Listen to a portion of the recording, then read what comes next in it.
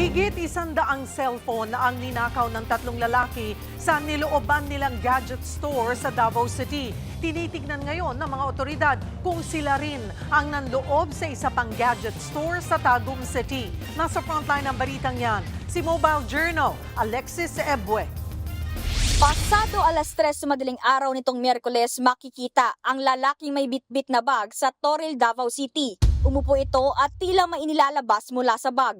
Maya-maya nilapitan niya ang roll-up ng isang gadget store. Sa kapersahang sinira ang kandado gamit ang bolt cutter. Sa sumunod na kuha, nasa loob na ng gadget store ang lalaki kasama ang dalawa pang kasabwat. Pinagdadampot nila ang mga nakadisplay na cellphone sa cabinet. Inilagay nila ang mga ito sa supot at bag. Makalipas ang ilang minuto, sumibat ang tatlong kawatan.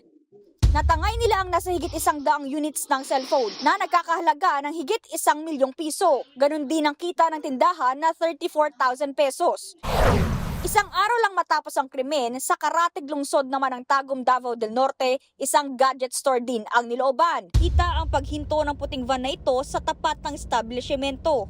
Bumaba ang isang lalaking may dalang bolt cutter. Sa kapersahang sinira ang kandado ng tindahan. Dumating ang isa pang lalaki at pinatay ang ilaw. Pero biglang may napadaang tao kaya napatigil sila. Nang makalagpas ito, tuluyan ang inangat ng dalawang kawatan ang roll-up para sila'y makapasok. Sumunod sa kanilang dalawa, ang isa pang lalaking nakasombrero. Sa kuha ng CCTV sa loob ng tindahan, makikitang nilimas sila ang mga gadget sa cabinet at stante. Tumagal lang sila sa loob ng 3 minuto. Saka sumibat, nakikipag-ugnay ng Davao City Police sa mga otoridad sa Tagum. Posible raw kasi na iisang grupo lang ang nasa likod ng nakawan. Because same modus po, same na gadget store ang pinasok po ng same day.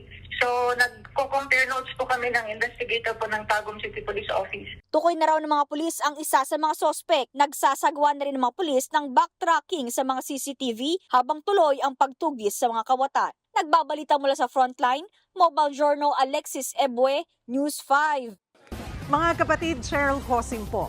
Maging maalam at may pakialam sa mga napapanahong issue at headlines. Mag-follow at mag-subscribe na sa social media pages ng News 5.